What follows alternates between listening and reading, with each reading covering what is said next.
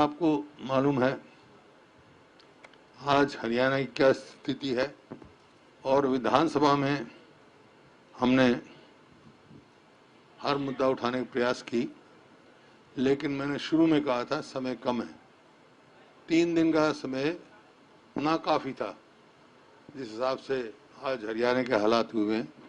आज हरियाणा जो है आर्थिक तौर पे, क्राइम के उसमें, महंगाई में, बेरोजगारी में देश में सबसे दो प्रदेश 2014 में प्रति व्यक्ति आय, प्रति व्यक्ति निवेश में नंबर 1 था। आज वो प्रदेश हर चीज में नीचे खिसक रहा है, और ये मैं नहीं कह रहा, ये नीति आयोग की रिपोर्ट भी कह रही है, हर जगह कह रहे हैं। जो भी ये 7 साल हो गए सरकार को बने, और पीछे बीजेपी जेजेपी को भी 2 साल हो गए। इनका घोषणा पत्र देखो, इनका जो कहता हमारा कॉमन मैनिफेस्टो हम बनाएंगे, उसमें से एक भी कोई वायदा इन्होंने पूरा किया हो। सिर्फ इवेंट मैनेजमेंट करते हैं, घोषणाएं करते हैं, और काम 2 ही करते हैं। काम इनका है सर्वे और सर्विलेंस, तीसरा कोई काम नहीं है इस सरकार का।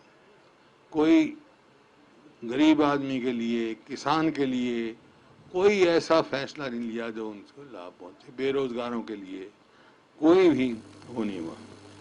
आपके सामने है जिस प्रकार से बेरोजगारी में तो सीएमआई रिपोर्ट से नंबर 1 है ही हरियाणा, लेकिन नीति आयोग की भी जो इस साल रिपोर्ट आई है उसमें भी हरियाणा, बिहार और झारखंड के पीछे है बड़ी स्टेटों में, मतलब तीसरे नंबर पे है।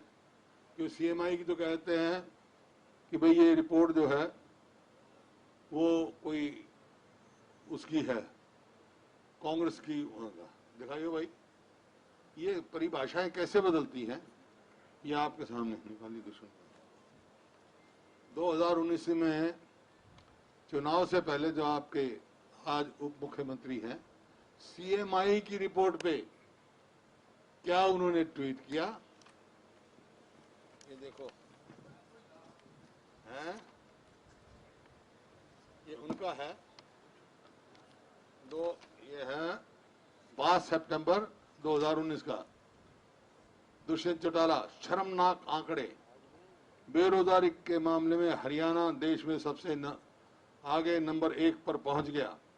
मुख्यमंत्री खट्टर एक और तो हरियाणा की नौकरियों हरियाणा से बाहर वालों को दे रहे हैं, दूसरी ओर हरियाणा की बेरोजगारी का आंकड़ा देश में सबसे ऊंची दर 28.7% पर पहुंच गया। अब कैसे परिभाषा बदल गई भाई, अब ये कैसे हो गया? जब तो इस पे रिलाई किया जाता था, जब तो ठीक, अब गलत, दोहरे मैदान कैसे? अगर ये कांग्रेस की है और बीजेपी गवर्नमेंट, गुजरात में बीजेपी गवर्नमेंट है, तो वहां 4% क्यों दिखाया गया और यहां 8.9 क्यों दिखाया गया, 8.1 क्यों दिखाया गया, 28.9 क्यों दिखाया गया? अब नीति आयोग की भी रिपोर्ट है और आपके सामने है, तीसरे नंबर पर दिखाया गया।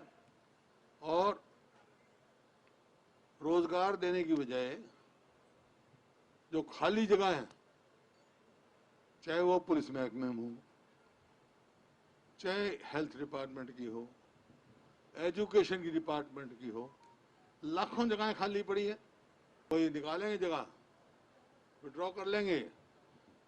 जैसे गीता जी ने विधानसभा में बताया, किसी यूनिवर्सिटी में कोई वो नहीं हुई, रिक्रूटमेंट नहीं हुई, और पेपर लीक कर देंगे। जो लुटाई ये पेपर लीक में हुई है हरियाणा के युवाओं की, जैसे हमने मांग की कि भाई सीबीआई की जांच कराओ आप, मैं ये समझ से बाहर है कि अगर इनको कोई है ही नहीं, ये कहते भाई ठीक है ये तो वो है, तो सीबीआई की जांच कराने में क्या संकोच है इनको? इसका मतलब कहीं ना कहीं दाल में काला है जो संकोच कर रहे हैं। नहीं तो हर चीज के लिए तो बहुत जल्दी करते थे ये सीबीआई की इंक्वायरी करने के लिए। इंटर स्टेट मामला हो चुका है ये। कुछ आदमी जम्मू में पकड़े गए हैं, कल को पंजाब में कोई पकड़ा जाएगा तो क्या करेगी हरियाणा पुलिस? इसको तुरंत सीबीआई को देना चाहिए ताकि लोगों को विश्वास हो। और दूसरा मैंने कहा था कि भाई डिस्ट्रिक्ट वाइज अभी से सीबीआई की इंक्वायरी एक इशू है। दूसरा अभी जाके बाकायदा पब्लिसिटी पे तो बहुत पैसा खर्च कर रहे हैं, इस बात की भी पब्लिसिटी करें कि भाई किसने कितने पैसे दिए, कितने लोग लाइन लगा के खड़े हो जाएंगे जो लुटाई हुई है। मतलब जैसे मैंने कहा, नौकरी चाहिए तो लखपति चाहिए, लखी चाहिए। इनको लखी ले सकता है नौकरी हरियाणा में। और भाई पेपर लीक करना तो करोड़ ही चाहिए, करोड़ दे दो पेपर मिल जाएगा, लाख दे दो नौकरी मिल जाएगी। परचून की दुकान बना दिया हरियाणा को, नौकरियां हिस्सा भी की है। तो लखी करोड़ी पैदा कर दिए भाई इनने। यहाँ पर हरियाणा का जो बेरोजगार है उसका भविष्य अंधकार में। इसी प्रकार से किसानों का जो लैंड एक्विजिशन, हर फैसला इनका किसान विरोधी। लैंड एक्विजिशन में जो अमेंडमेंट के लेके आए हैं, इतनी मुश्किल से लैंड एक्विजिशन हुआ 2013 में, 1894 का था, किसान के हित का बना। अब जो भी ये लेके आए हैं टोटल किसान के अहित का है। चाहे वो 70% कंसेंट की बात हो, उसको खत्म करने जो 10 है इन्होंने किया है। जैसे मल्टी क्रॉप इरिगेटेड लैंड को एक्वायर नहीं कर सकते थे, उसको भी कर दिया। और जो हाँ डिफेंस के लिए और चीजों के लिए कर सकते थे, जरूरी हो देश की सिक्योरिटी के लिए, लेकिन अब तो इन्हें पब्लिक प्राइवेट पार्टनरशिप उसमें कर दी, उसको छूट दे दी। इसका मतलब क्या है? इसका मतलब ये है किसान की कंसेंट तो गई, जो कंसेंट जरूरी थी, कलेक्टर को पावर दे दी। हाँ मतलब ये तो पूंजीपतियों के हाथ में गई, किसान विरोधी है। और जो क्रोनी कैपिटलिज्म कहते हैं ना, वो उसकी तरफ एक बहुत बड़ा कदम है। और मकसद में समझ में आया कौन से प्रोजेक्ट के लिए इन्होंने की है। अरे लैंड बैंक हरियाणा के पास बहुत है, उसको यूटिलाइज कर लो। जो आईएमटी है खरखौदा, उसको कर लो।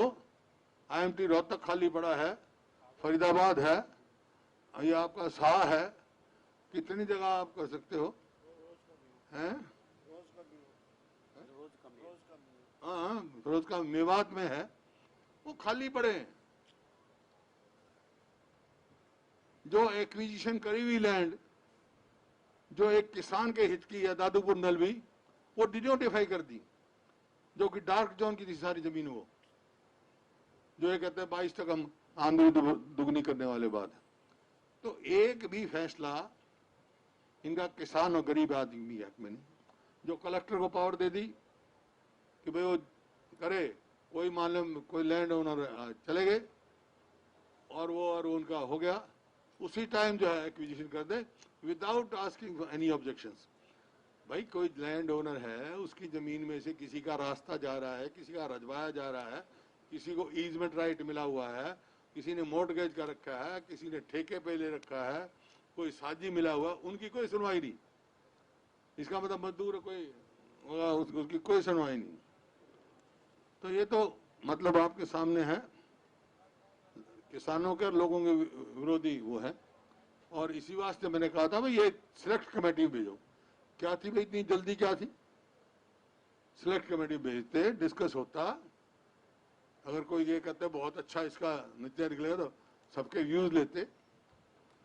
ये लैंड एक्विजिशन के मामले में इनको वापस लेना चाहिए और हम आग्रह करेंगे गवर्नर साहब से भी इसको राष्ट्रपति के पास ना भेजा जाए मंजूरी।